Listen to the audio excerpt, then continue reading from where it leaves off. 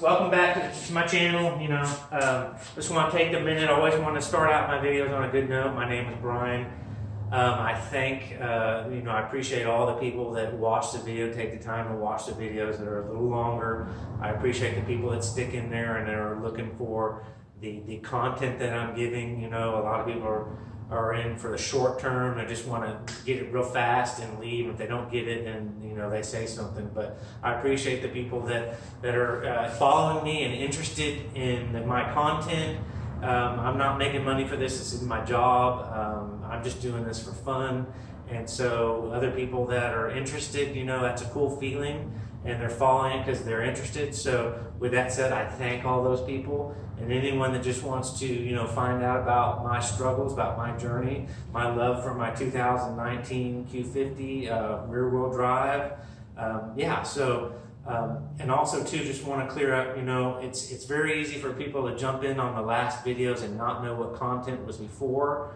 I've got about 40 videos about this car from my journey, from brake upgrade, front, Mishimoto, Burger Motorsports tuning, intercooler, heat exchanger, subframe, bushing collars. I mean, there's a lot of content that I put on there, and I explain a lot of things and describe and talk about things. And so people will jump into these later videos and they don't understand. Well, you got to go back and watch some other videos. It happens to me all the time, where I'm watching other non-related car videos, just random other videos, and they're like, man, if you really want to understand this video, you got to go back and see other videos to understand what I'm talking about today. So I get frustrated with that too. Well, not frustrated, but I'm not watching those other videos. I just want to watch this one. So just keep that in mind. But so this video has to do with my tire choice that I went with, and why I did that. Because there's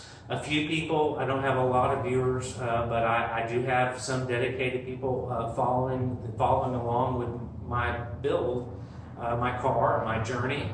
And so there's some people online that are like, man, you're just asking way too much of your tires. That they don't fully understand. They jumped in on like maybe some of them on the last couple of videos, and they don't understand that my process, that I was tuned and I was making 434 rear wheel horsepower, 513 pound-feet of torque. The car has so far been returned back to stock, and I'm going to discuss what happened with that real quick, because people don't know, and they don't want to go back and watch the previous videos. They don't have time. They don't have the energy to do that. So let me start there. The car was tuned, by Joe Tech, and this is a lot of confusion that people jump in on these videos and they don't know what they're talking about. They don't know what's happening, or they don't own this car and they have no clue. And sometimes that gets a little frustrating. But you've got this 3.0T motor that started out in 2016, this new motor with the 300 and the 400 horsepower version. So you've got 16, 17, and 18. To come find out, my tuner was working really hard to tune my car, and they were foreseeing some problems. I'm sorry about stuttering. So the car was running into some issues. And so, everyone was quick to say, that's a horrible tuner, they don't know what they're doing, they don't tune as much, and that's kind of bullshit. So, you just got to take that with a grain of salt. They know exactly what they're doing, and they tune $500,000 cars all the way down to $10,000 cars, and been doing it for 30 years.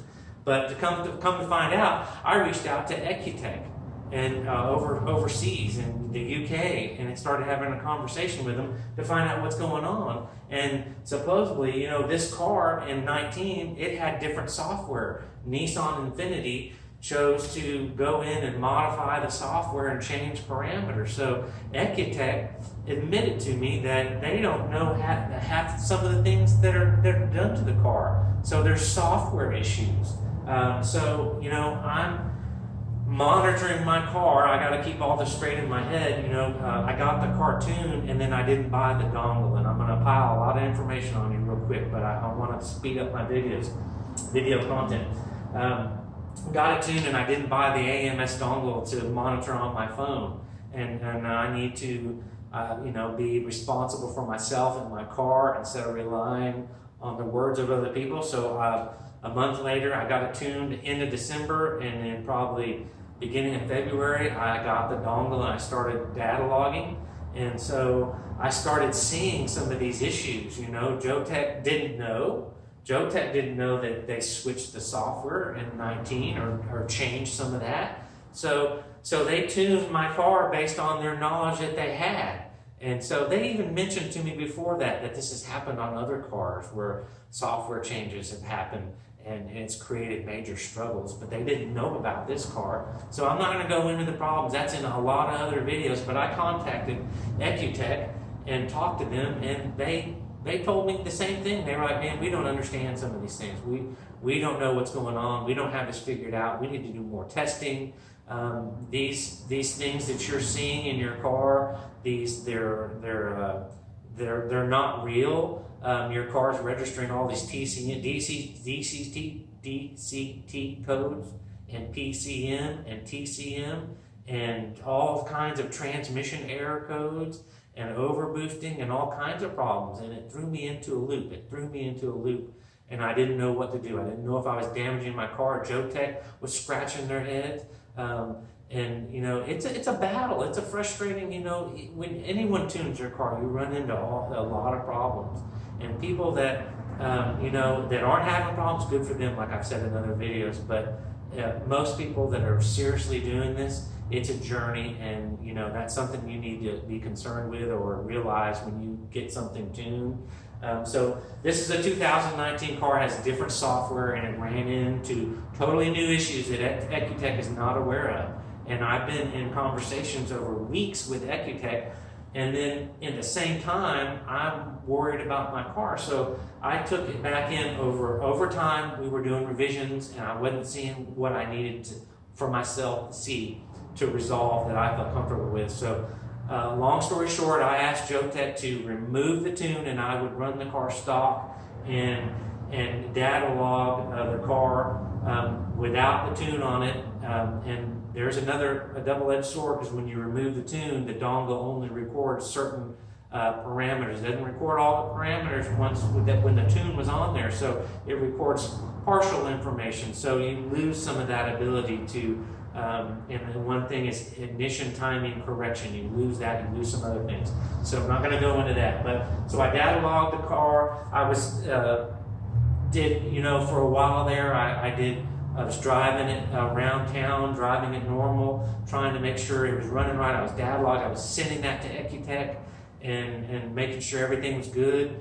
Then I started busting into the 0 to 60s. I did between, you know, probably 7 to 15. I can't recall exactly. I data logged those. I sent those to EcuTech, and everything seemed to be fine. And the most important thing is my car stopped throwing those codes, the DCT codes. I wouldn't see PCM. I wasn't seeing TCM, these detrimental, life-threatening motor codes.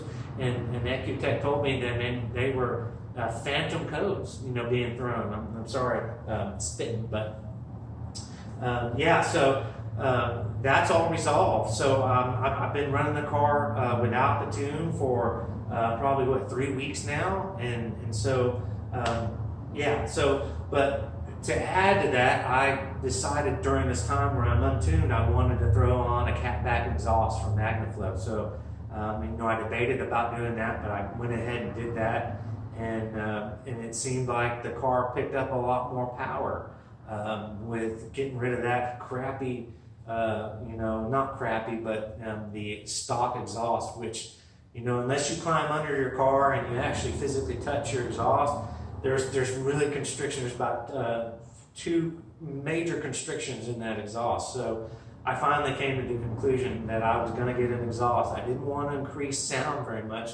So I did find an option. I went with a MagnaFlow 15 310 model exhaust. I'm very happy with that. But that gave me some newfound power, okay? And being stock, my car could handle all of that power.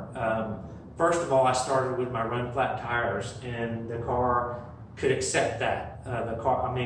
Brake boost just a little bit. You know, about 1,500 RPMs up to 1,700 RPMs.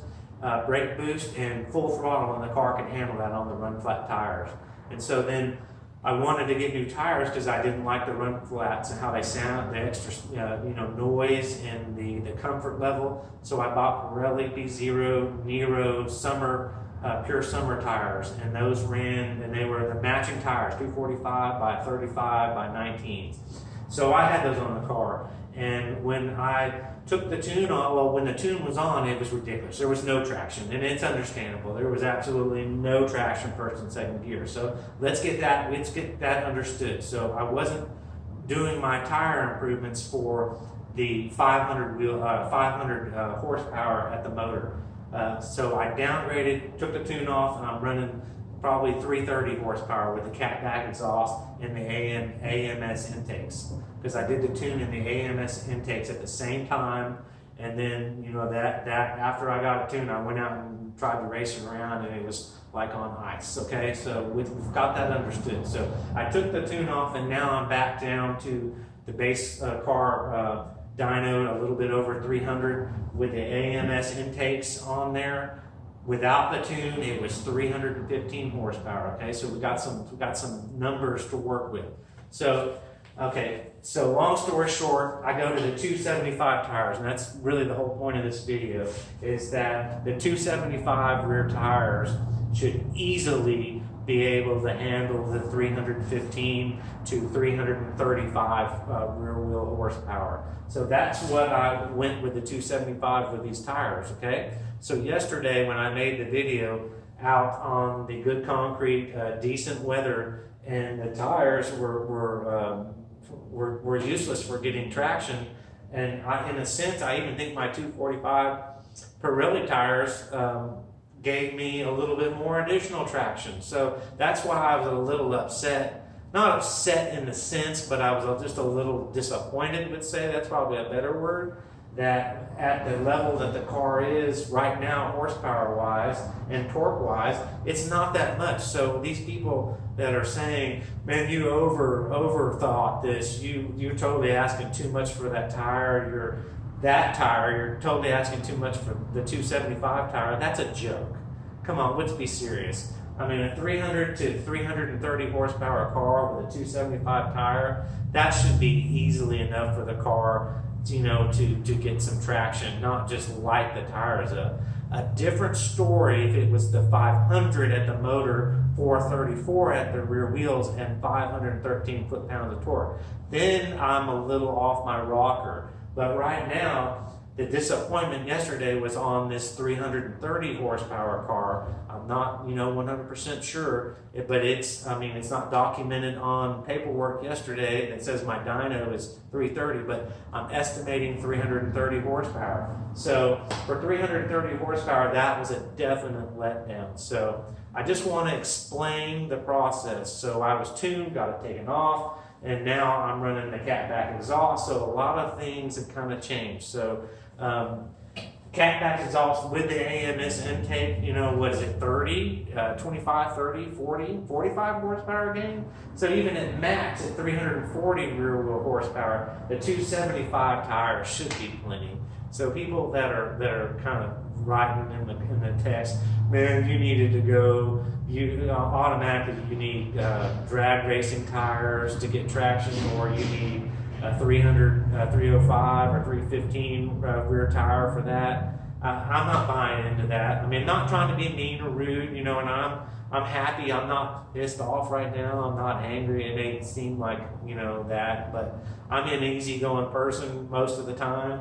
But so I was just a little disappointed in those 275 tires. Their performance, they're high performance summer tires. It was summer yesterday. And on good concrete, not poor concrete, not slick concrete, on really good concrete. So that's where my disappointment came from yesterday. And I wasn't meaning to beat on the ground and make faces to, show people how angry I am, but I'm not. I was just kind of exaggerating. So, but that's where we are with now. That's where we are. So I just wanted to make a video and clarify if this helps people to understand a little bit better. I'm not angry, I'm not mad. I enjoy these tires. They're great for driving on the street. and they numb the noise, they soften the noise and the harshness. They're great tires. I just would not buy these again with the anticipation of really good traction off the line. And so you buy something and you learn. You know, you listen to other people online and you get their opinion and you don't know exactly what their opinion's based on. Well, I bought these tires thinking these would be great tires for all around extra added performance. You know, I'm not a corner driver, high speed track corners, but I am more of an off the line, a launching, more fun, more daily driving type car person in the city, street light to street light. So with that said, I value everyone's opinion, and I enjoy talking with everyone, and it's a good experience. I'm learning, having fun. So I don't know what else to say. Thank you for tuning in and again watching another video. I appreciate it. It's fun to make videos for people, and I enjoy it. So with that said, I'll end the video before it gets too long, and thank you again for tuning in, and have a great day. And hope everyone is again staying healthy. This virus thing is wrapping up. So yeah.